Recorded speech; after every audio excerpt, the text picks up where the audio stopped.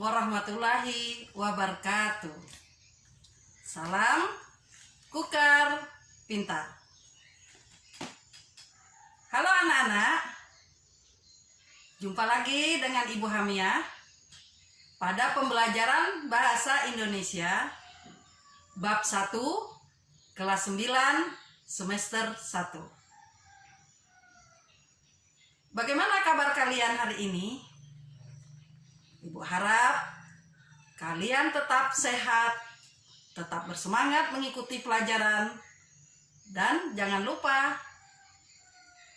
selalu mencintai keluarga, menghormati Bapak Ibu guru, mencintai bahasa Indonesia, mencintai bangsa Indonesia, dan yang paling utama, selalu berdoa, menjalankan perintah Allah Subhanahu wa Ta'ala. Anak-anak yang Ibu sayangi, hari ini merupakan pertemuan yang ketiga. Materi yang akan Ibu sampaikan adalah menelaah struktur teks laporan percobaan. Buku yang kita gunakan masih buku yang sama, yaitu buku siswa Bahasa Indonesia SMP MTS kelas 9 edisi revisi tahun 2018. Halaman 20 sampai halaman 25. Dan buku itu dapat dilihat pada layar berikut ini. Pada pertemuan ketiga ini, tujuan pembelajaran pertama, peserta didik mampu menelaah struktur teks laporan hasil percobaan. Kedua, peserta didik mampu menganalisis struktur teks laporan percobaan dengan tepat. Ketiga, peserta didik mampu menganalisis komponen teks laporan percobaan berupa pernyataan umum dan klasifikasi. Nah, anak-anak, untuk apersepsi, tahukah kalian apa ciri-ciri teks laporan percobaan dan apa struktur teks laporan percobaan? Kalian perhatikan penjelasan berikut ini. Ciri-ciri teks laporan percobaan. 1. Melaporkan hasil dari percobaan. 2. Percobaan ilmiah dilaksanakan untuk menguji sesuatu. 3. Menjabarkan atau memaparkan tujuan percobaan. 4. Menjabarkan bahan dan alat yang dibutuhkan untuk melaksanakan percobaan. 5. Menjabarkan prosedur pelaksanaan percobaan dan melaksanakan pengamatan. 6. Menjabarkan pencatatan hasil dari percobaan. Dan yang terakhir, membuat simpulan hasil dari percobaan menurut hasil analisis terhadap data hasil dari pengamatan.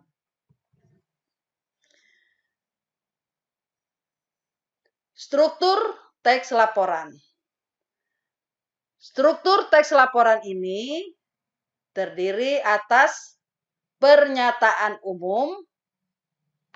Pernyataan umum berfungsi untuk menentukan klasifikasi aspek dari sesuatu yang dibahas secara umum.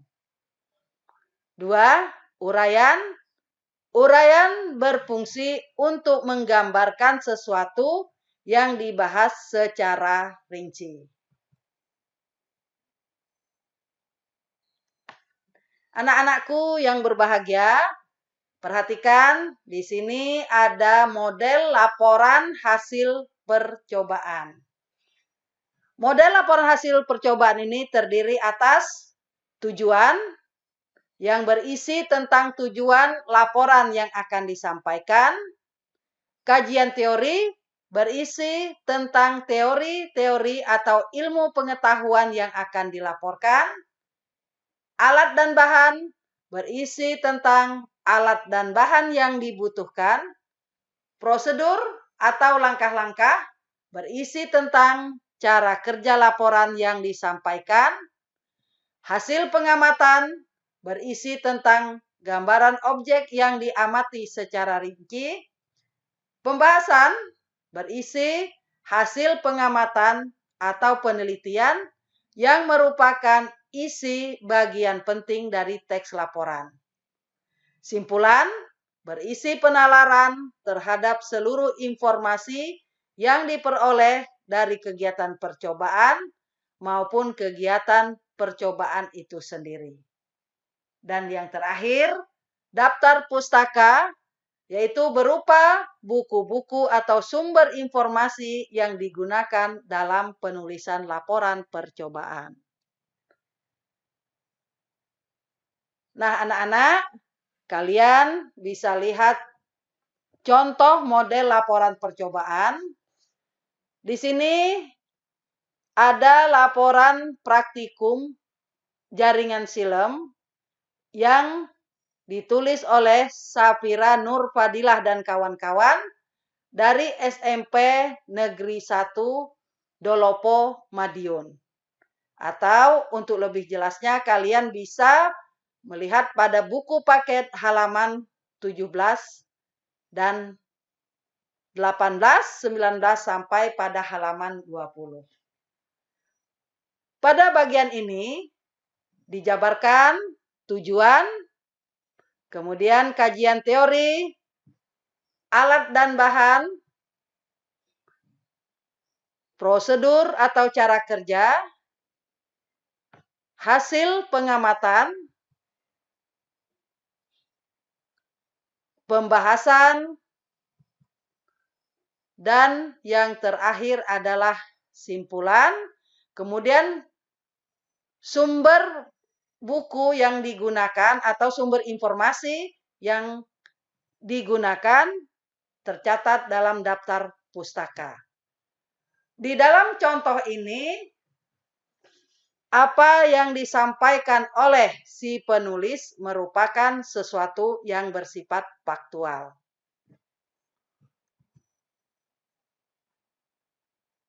Anak-anakku, sekarang kita memasuki bagian tugas yang berupa LKPD 1.3. Pertama, kalian harus mencermati struktur teks laporan yang disajikan di sini. Teks 1 yaitu tentang PENUS. Teks ini berisi pernyataan umum atau penyajian umum. Seperti yang terlihat, yaitu Venus adalah planet dalam sistem tata surya kita. Sedangkan kalimat-kalimat lainnya itu disebut uraian karena menjelaskan tentang Venus secara rinci. Teks yang kedua tentang kelelawar. Pernyataan umumnya di sini, kelelawar merupakan mamalia. Mereka satu-satunya mamalia dapat terbang.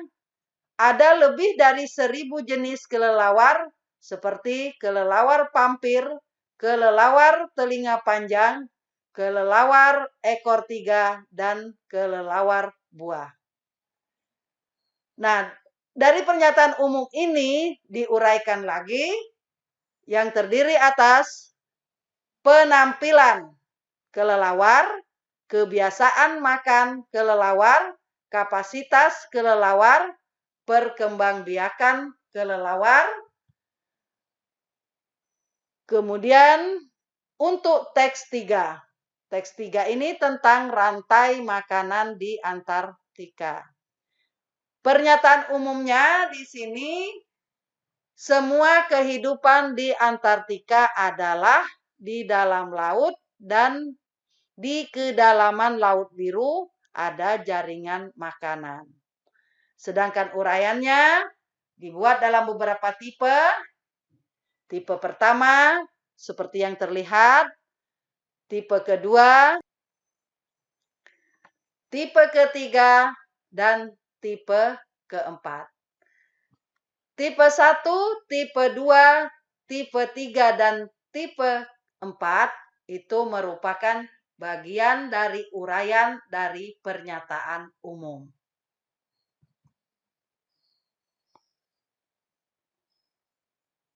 Oke anak-anak, untuk tugas terakhir, cobalah kalian amati lingkungan di sekitarmu.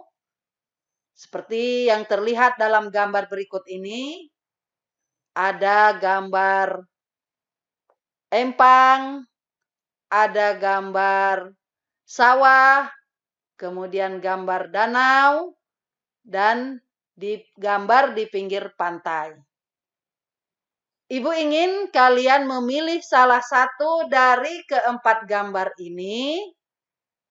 Kemudian kalian membuat pernyataan umum dari objek yang Anda pilih. Lalu buatlah uraiannya secara rinci berdasarkan pernyataan umum. Dan jawaban kalian ditulis pada mind mapping berikut ini. Mind mapping ini hanya sekedar contoh saja.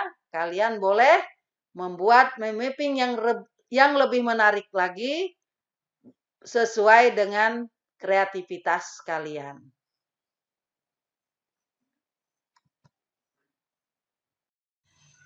Setelah mengikuti uraian materi tadi, maka mari sama-sama kita buat suatu kesimpulan tentang pembelajaran kita hari ini. Struktur teks laporan percobaan itu terbagi atas dua bagian, yaitu pernyataan umum atau yang disebut dengan klasifikasi dan uraian. Sebagai refleksi, Ibu ingin tahu informasi apa yang kalian dapat setelah mengikuti pembelajaran bahasa Indonesia hari ini. Sebagai pertemuan berikutnya, materi kita adalah kaidah kebahasaan teks laporan percobaan. Anak-anakku yang Ibu sayangi, demikian pembelajaran kita hari ini. Terima kasih atas perhatian kalian. Semoga apa yang Ibu sampaikan bermanfaat bagi kita. Wassalamualaikum warahmatullahi wabarakatuh. Salam Kukar Pintar.